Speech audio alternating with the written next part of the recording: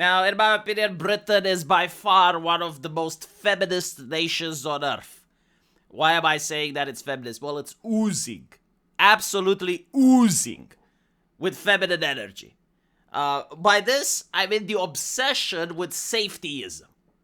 Like, there's no danger, there's no adventure anymore. It's just like safetyism. Like, can this may perhaps harm society? And if yes, send the goon squad to crack down on it. Like, people having edgy takes on the internet, send the goon squad to crack down on it. A group of Muslims violating public laws and they're praying in public, even though they have like mosques everywhere. Well, don't do anything about that. Now, the question would be why? Well, in my opinion, this is the battered wife syndrome. The battered wife syndrome is that when you have a husband that's unreasonable and is prone to violence, the way a lot of women cope is by doing their best to avoid any scandal, even if they know they're right, even if they know that the husband is doing something to the detriment of the household, like let's say he's taking money and buying booze, and he's wasting the family finance, and the woman knows it's wrong, but she just doesn't say anything, and then she probably takes it out on the child. You know, the child who did absolutely nothing wrong, but he is not as powerful, he can't do the violence, like the woman takes it out on him. Many dysfunctional families like that, unfortunately, and if I was to compare that with the government, definitely say that the British government is that.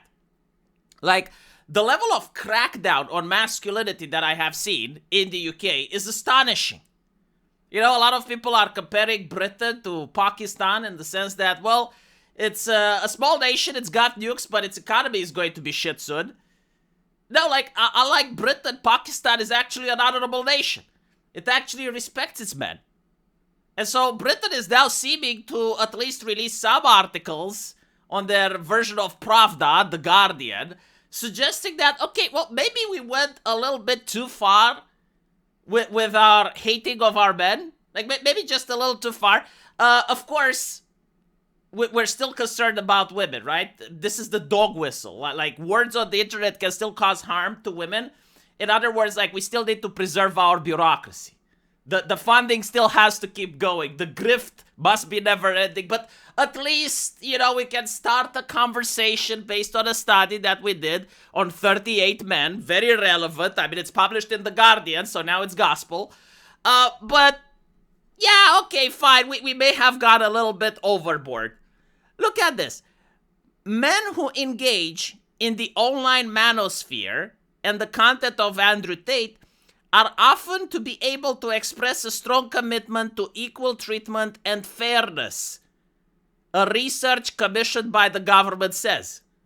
Prompted by growing concern about internet misogyny, researchers from the UK Communication Regulatory followed the journey of dozens of men through online content, ranging from the US podcaster Joe Rogan to forums for incels. They have found that while a minority encounter extreme violent content, many users of the manosphere were critically engaged, selective and capable of discarding messages that didn't resonate to their values. Oh my goodness. Okay, so what did we learn, children? Well, the first thing that we learned is that the dangers of the internet incels were a little bit exaggerated, and more so than that, they weren't that many. In fact, they had so few cases that they had to lump everything in the same category to frighten their population. So, an Elliot Rodger talking point would be placed in the same group with someone giving advice on how to work to the gym, or giving advice on how a man should behave on his first date, or talking about things that upset him with the legislation regarding divorce. In fact, they even tried to make that as a talking point unthinkable. Like just by bringing up that maybe men have some issues when it comes to child custody or divorce rates or anything like that. Like that themselves is just like having the same talking point of Elliot Rodgers. And speaking of Elliot Rodgers, did you notice that he always get dug up from the grave? Like every single time they talked about this, so it's like Exhibit A. Because they have nothing else. It's like when you have to go to shit that happened more than a decade ago, more than 2 decades ago, even in another country, and you constantly have to bring that up over and over and over, like at some point, people should have thought, it's like, hold on a little bit, do they have no other arguments? And is the problem with Elliot Rodgers that he was talking about the gym and how to improve? And there's another talking point, you know, this is why people lack the ability of critical thinking in 2025. Like, I definitely think that social media has made an entire generation into absolute morons for the benefit of government bureaucracy. People can watch Andrew Tate and only take the things that align with their values. Like, I can watch, for instance, someone like Andrew Tate, and I definitely disavow the way he treated women when he created his video chat. I definitely look at some of the things that he did and I find them shady. I don't think that it's okay for a man to whore himself around and sleep with as many women as possible. And I can think like those are not my values. So when I see them being promoted by Andrew Tate, I just say no. I'm not interested in those videos. But if he talks about how to work at the gym, or he's trying to be motivational and saying, don't be fat, don't be lazy, go work out, I have the ability of differentiating the message from the messenger. Like, this level of magic seems to be lost for a lot of humans today. I go on the internet and, like, people are incapable of doing this anymore. It's like, well, he's a bad person. It's like, okay, but I'm not interested in the cult of personality. Like, all of the content creators that I follow, I don't follow them for the cult of personality. I follow them for the ideas. And the same person, I know this is weird, but like the same person can have good ideas, and shockingly enough, sometimes they can have bad ideas. And it's up to my brain to filter them. You need to filter. You need to train your brain. You need to have like the great filtering. But anyway, the other thing that they keep saying is that vulnerable men can be targeted by people like Andrew Tate. Like, I keep hearing this. In other words, men can either be innocent children, right? They're vulnerable, they're innocent children, or they're monsters. Like the Supreme Gentleman. There is no in between.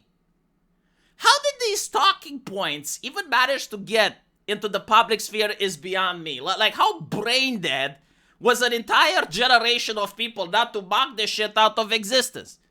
Now here's the thing, like, I understand on how internet censorship works. You know, I understand that if you talked against these points, you would get banned. People didn't want to lose their social media.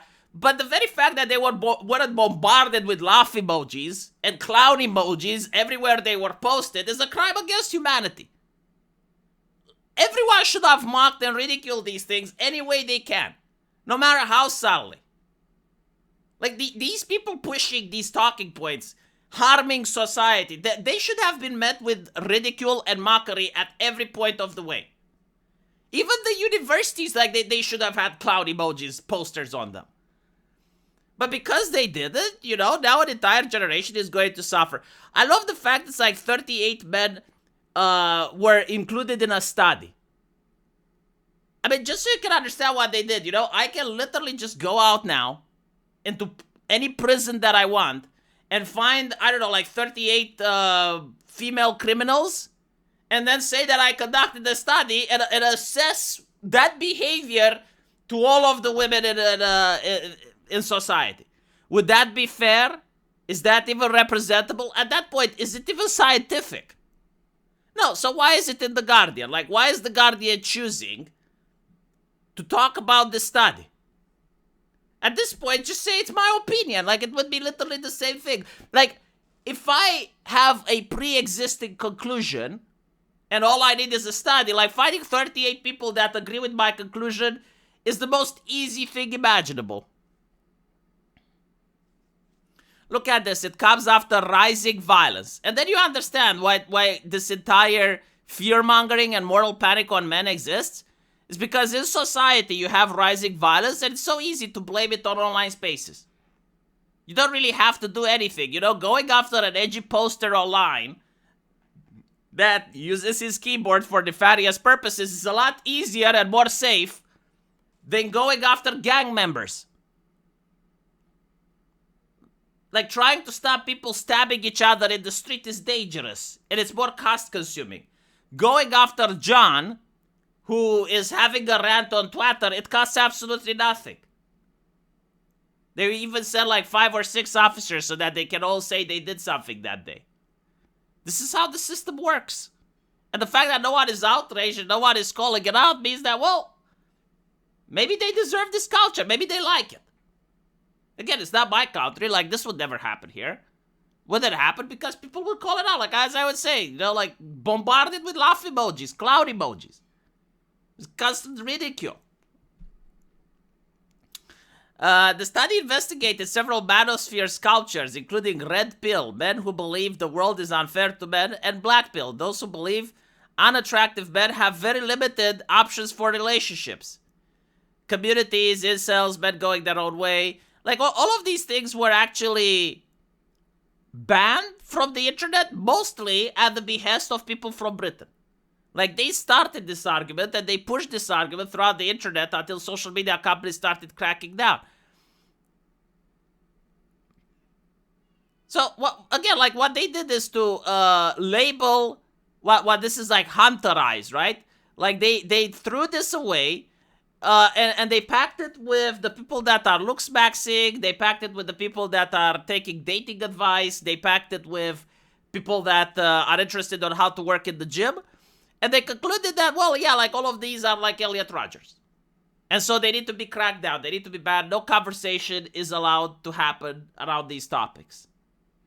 And finally, I guess, we have in The Guardian, society may have overestimated the risk of the manosphere. Brilliant. Absolutely brilliant.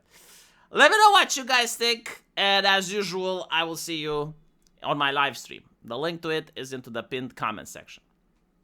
Take care.